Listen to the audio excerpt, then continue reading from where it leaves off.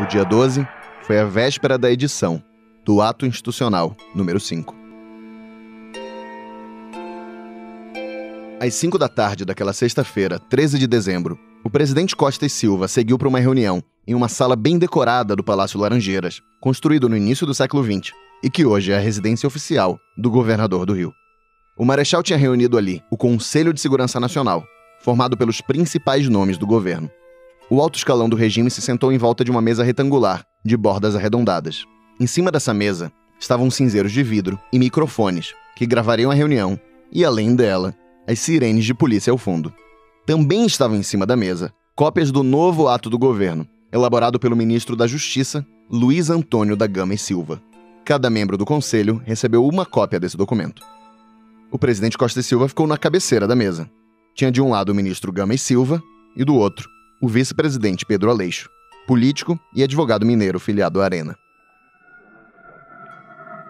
O presidente da República, que se considera ainda um legítimo representante da Revolução de 1974, 31 de março, desde um momento crítico em que ele tem que tomar uma decisão optativa. Ou a revolução continua, ou a revolução se desagrega.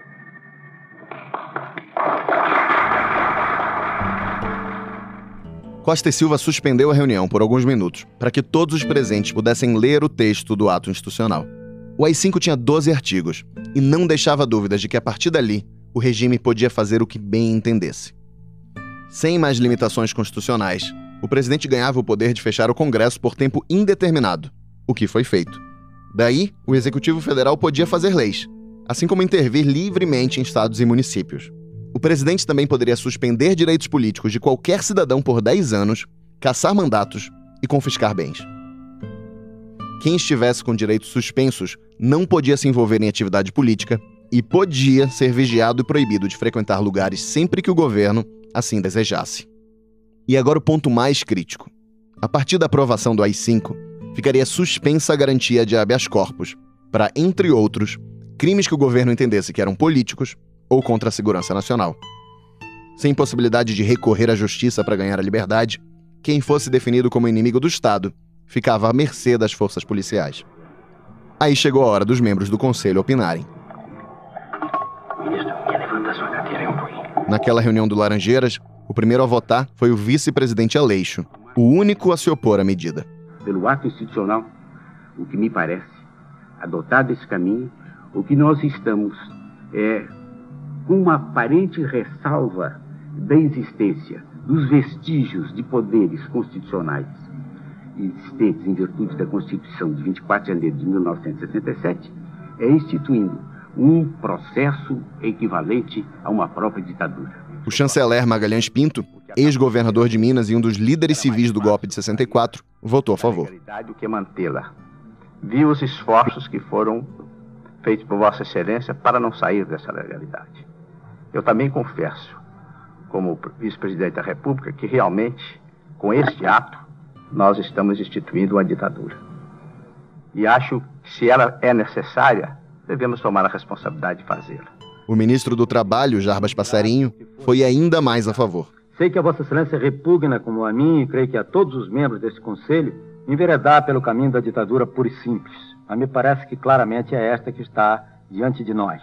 Eu seria menos cauteloso do que o próprio ministro das Relações Exteriores quando disse que não sabe se o que restou caracterizaria a nossa ordem jurídica como não sendo ditatorial. Eu admitiria que ela é ditatorial. Mas há as favas, senhor presidente. Neste momento, todos os escrúpulos de consciência. Delfim Neto, da Fazenda, foi ousado e disse que o governo poderia ter ido ainda mais longe. Eu estou plenamente de acordo com a proposição que está sendo analisada no Conselho. E, se Vossa Excelência me permitisse, direi mesmo que creio que ela não é suficiente. Também votaram Emílio Garrastazu Médici, chefe do SNI. Acredito, senhor presidente, que com a sua formação democrática foi Vossa Excelência tolerante por demais. E, em seguida, Orlando Geisel, chefe do Estado-Maior das Forças Armadas. Se não tomarmos, neste momento, esta medida que está sendo aventada, amanhã vamos apanhar na cara, senhor presidente. Aí mais ministros foram opinando e a coisa, que já estava decidida desde o início, né, convenhamos, ficou formalizada. O AI-5 estava aprovado e o Costa e Silva concluiu a reunião. Eu confesso que é com verdadeira violência aos meus princípios e ideias que adoto uma medida como essa. Mas adoto porque estou convencido que é do interesse do país, é do interesse nacional, que ponhamos um basta à contra-revolução. O AI-5 basicamente se sobrepunha à Constituição e dava amplos poderes ao presidente da República.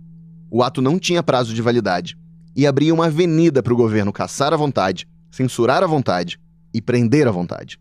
Nesse último ponto, uma outra avenida de possibilidade se abria, a da tortura.